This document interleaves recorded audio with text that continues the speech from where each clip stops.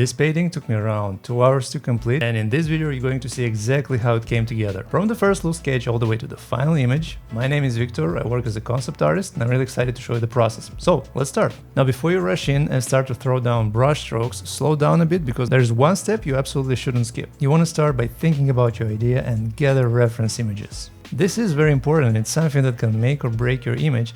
It doesn't have to be one single photo. For example, maybe you take the lighting from one photo, the shapes from another, and the mood from a third. Sometimes you'll pull little pieces from different sources. You might want to try even combining different references into a mood board. Think of it like building a toolbox for a painting. It gives you something to lean on when you're unsure about proportions, perspective, or textures, for example. It keeps your scene grounded, even if what you're painting is from imagination. So yeah, it's always a good idea to have a reference board, pin it somewhere where you can see it while you're working. You can also mix in images from your favorite artist, something you can use as inspiration, or maybe a feeling you want your painting to capture. Alright, so let's talk about the composition. What's actually happening in this scene and what's the story I'm trying to tell. For me, the idea was to create a natural landscape, something peaceful, a little bit dramatic, a waterfall with greenery, all around, maybe a few collapsed logs scattered through the scene, and for storytelling, some small characters placed in the distance for scale. Already you can probably imagine the vibe. Now, here's where a lot of people might go wrong. They rush for this stage. They rush for this stage. They jump into painting before composition is figured out. But this stage is very important. Sketching and blocking shapes is an essential part to a good image. Because if your composition doesn't work, no amount of detail will save the paint. So spend some time here. Think about where your masses go. Think about the proportions. Maybe ask yourself, do I have interesting shapes? Do I have clear leading lines? Where's the focal point? What's going to pull the viewer's eye into the scene? These are the questions that separate a messy painting from one that feels balanced and deliberate. And as we move forward, notice how even small changes to the composition, like shifting a tree or darkening one side of the canvas, can completely change the way the viewer experiences the scene. Alright, so once you've got a sketch that feels solid, it's time to start blocking in the main elements. Now we want to think about local color.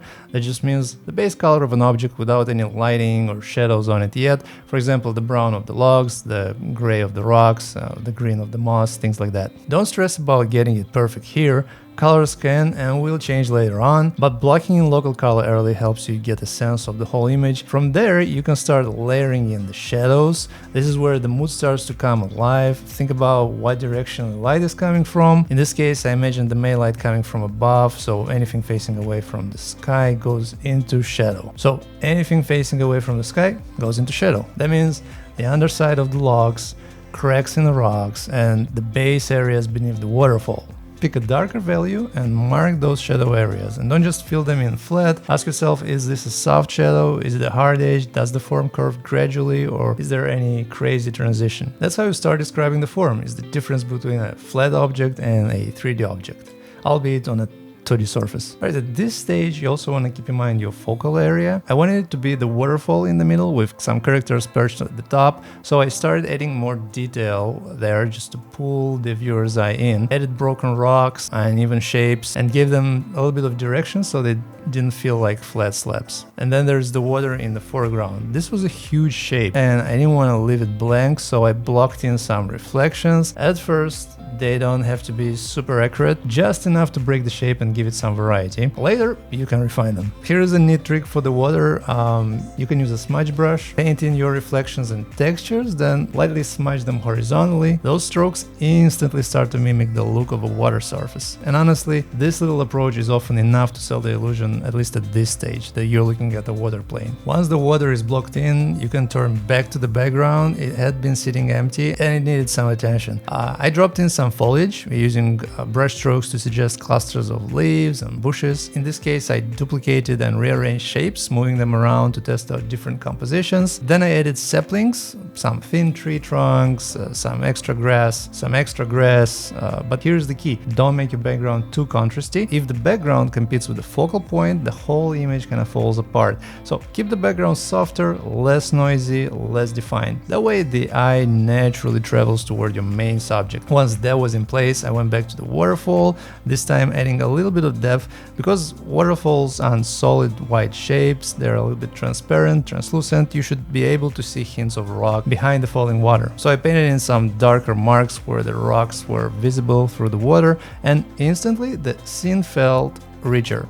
Now here's something important, don't get stuck in one area, try to move around the canvas. You can paint a little on the focal point, then go back to the background, then come forward to the foreground and add detail to the logs, then shift to the water and so on. This will keep the image a little bit more consistent and you will not have like these spikes in details and various inconsistencies. So overall, this keeps the whole painting developing together. If you polish one corner too soon, it'll stick around and throw you off. Alright, now let's try and add a few textures on those logs in the foreground. I use texture brushes to suggest bark, cracks and weathering. Don't worry about painting every little detail, just enough to imply. The brain fills in the rest, don't worry about it. At the same time, you can adjust the values. For example, you can punch the logs darker, creating more contrast. Other times you maybe want to soften to blend them in with the environment and the background.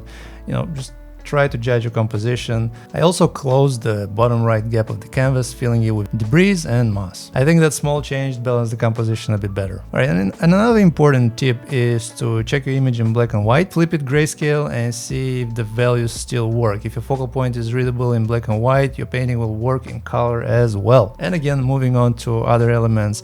For example, we can continue to detail the water. One way to sell this translucency is layering.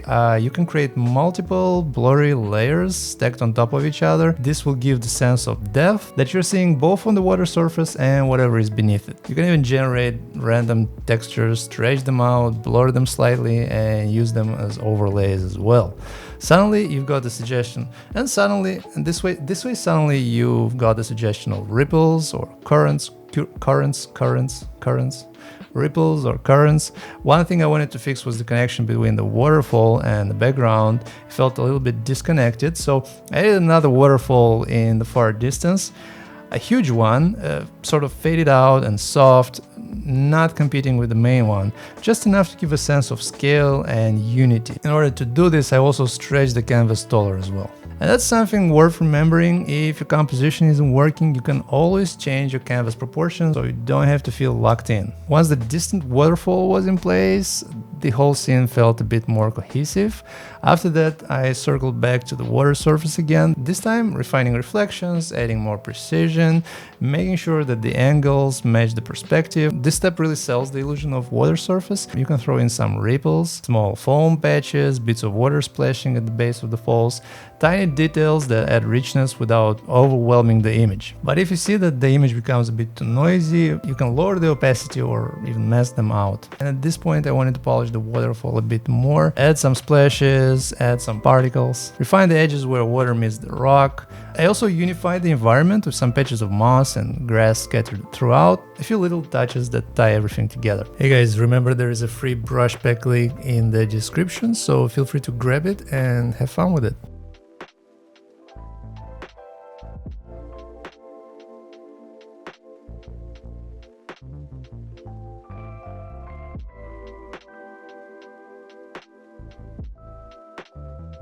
Let's check in on the characters. Since they're far back, you don't need micro details on their faces. From this distance, the goal is to simply suggest shapes, values, and lighting.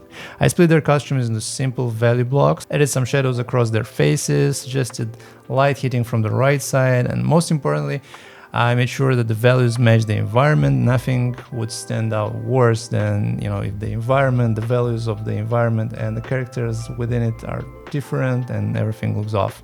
So try to stay consistent in this regard.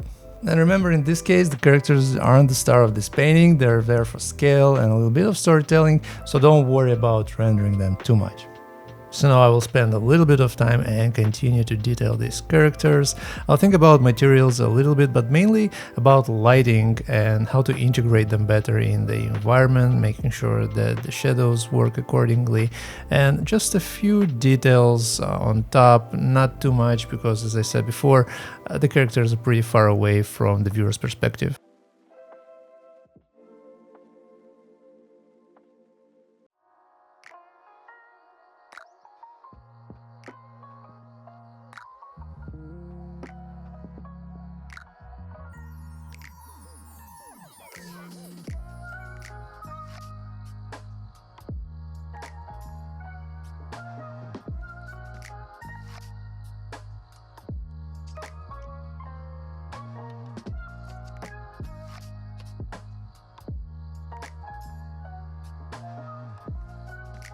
Alright, now let's have a look at the final image. I sharpened the focal point a little bit, pushed the colors so they felt richer and crisper, added some textures here and there, but only where they serve the story, and then I stopped. I figured that the statement was clear enough and there's no need to add more details and information. I hope this breakdown gave you a clear roadmap for approaching your own paintings. Remember to start with references and take your time with the composition. Thank you so much for watching till the end. If you found this video useful, let me know by subscribing and hitting that like button. Also, drop a comment if you have any questions. And I hope to see you in the next one coming soon.